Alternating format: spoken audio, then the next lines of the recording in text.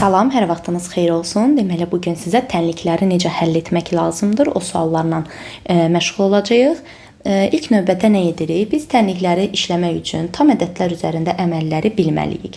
Yəni, tam ədədlər üzərində əməllər dedikdə, tam ədədlər mənfi, müsbət olan ədədlərdir. Və burada biz deyirik ki, yəni natural ədədlərin mənfiləri tam ədədlərdir. Bu şəkildə yadda saxlasaq daha yaxşıdır. Bu zaman biz deyirik ki, məsələn, tam ədədlər, müsbət ədədlər kimi, məsələn, 5 ilə götürürəm 4. Toplasam 9 edir, elə. Amma biz desək ki, məsələn, bunlarda işarələrinə baxırıq. İkisi də nədir? Müsbətdir. Topladıq, 9 elədir. Mənfi 5 ilə 4-ü toplasaq, çıxsaq, fərqi yoxdur. Ortada çıxma demək yoxdur ki, yəni bunu mən mənfi 5, üstə gələk, mənfi 4 kimi yaza bilərəm.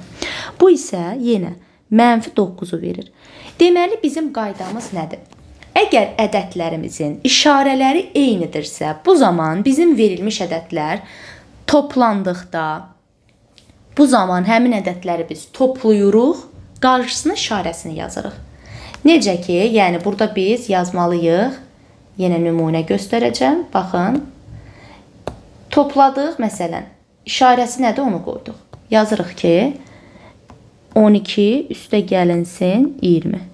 İkisi də müsbətdir. Topladığım 32. Müsbətsə qarşı müsbət.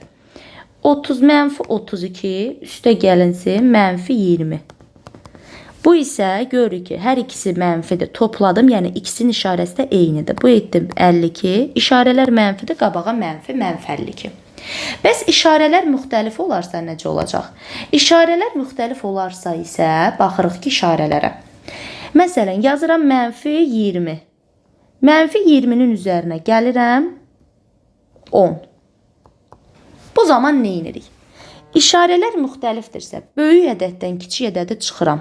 20, 10. Hansı böyükdür? 20. 20-dən 10-u çıxdım, 10 qaldı. Böyük işarəm, böyük ədədim 20 idi. 20-nin işarəsi mənfidir, qabağa mənfi. Mənfi 20, məsələn, 4 yazıram. Üstünə gəlirəm 21. Böyükdən işarələrə baxıram ki, müxtəlifdir. Böyükdən kiçiyi çıxıram. 24-dən 21-i çıxanda 3. Böyüyün işarəsi mənfidirsə, qabağa mənfi, mənfi 3. Bu bizim müxtəlif işarələrin toplanması. Ola bilər ki, baxın, 2 dənə mənfi yanaşı görsək, bax, yazaq bunu belə. Məsələn, mənfi 4 çıxaq, mənfi 3. Bu zaman bu mənfiyə dəyir, yəni mənfi 4 üstə gələ 3 olur. 2 dənə mənfi yanaşı gördünüz, bu müsbəti verir. Bu da mənfi 1-i verdi bizə.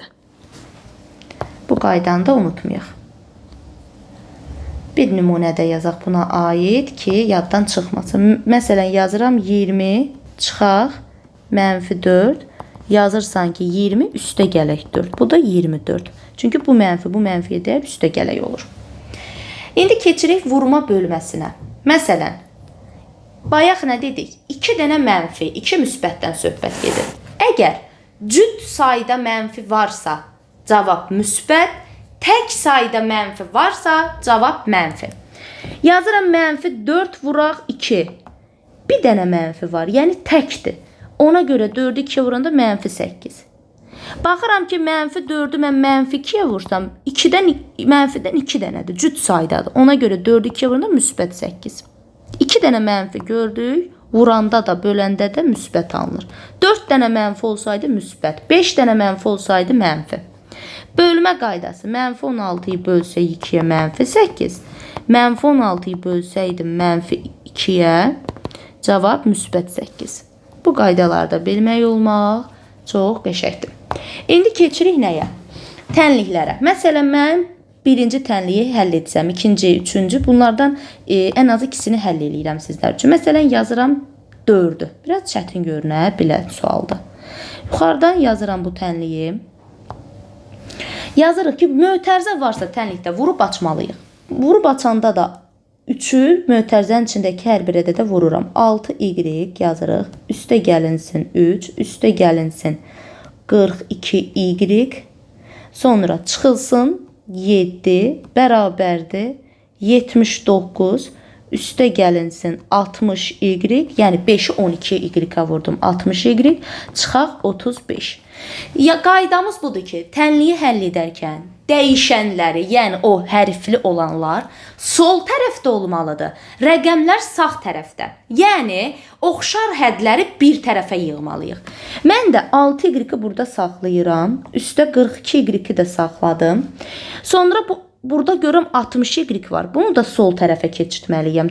Çıxaq 60y olur. Çünki işarəsi dəyişir. Bərabərliyin, bərabərsizliyin sağına soluna ədəd keçirdikdə işarə dəyişir.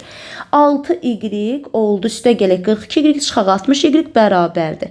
79 çıxaq 35, yəni sağ tərəfdəkini yazdım. İndi burada sol tərəfdə 3 var, -7 var. Çıxaq 3, üstə gələk 7. İndi hesablayıram. Hesablamamda nəyə əsasən aparıram? Deyirik ki, 6y ilə 42y etdi 48. Bunlar etdi 48y. Bundan da 60y çıxanda böyükdən kiçik çıxdıq. -12y oldu. İndi 79-dan çıxıram 35-i. Bu eləyəcək neçə? 44. 44-dən çıxıram. Burada mənfi üçün bu 4-ü verir. 44-dən də 40-ı verir. Yəni cavab oldu -12y bərabərdir 40-a. Y də bərabərdir 40 bölünsün -12-yə. İxtisar aparsaz 4-ə ixtisar apararsınız. -3. Burada da 10 qalar. Bu da eləyər -3-də 10.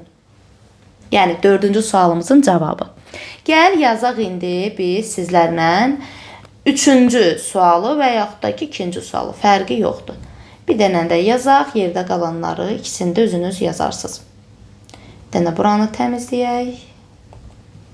Aha. Deməli yazırıq ikincini. 9-u vursaq 27y, çıxaq 36, üstə gələk 4y, üstə gələk 8, çıxaq 14y, çıxaq üstə gələk 7 olur. Çünki -7, -1, üstə gələk 7 bərabərdir -72-yə. Y-lər elə olduğu yerdə qalır. 27y, üstə gələk 4y, çıxaq 14y, bərabərdir -72, üstə gələk 36, çıxaq 8, çıxaq 7. Yəni, sol tərəfdə olan ədədləri sağ tərəfə keçirdik və işarələrini dəyişdik. İndi 27y ilə 4y 31y edir. 31-dən də 14-ü çıxsaq, neçə qalacaq? Qalacaq 17y. 17y bərabərdir. -72 ilə 36 bizə 36-nı verəcək. -36. Bu -15. -36 da -15 bu eləyəcək. -51. Y də bərabərdir. -51-i böləndə 17-yə. Bir dənə mənfi varsa cavab mənfi alınacaq. -3. İkinci sualın cavabı -3. Yerdə qalan sualları özünüz yazmağa çalışın. Nə çətinliyiniz olsa yaza bilərsiniz.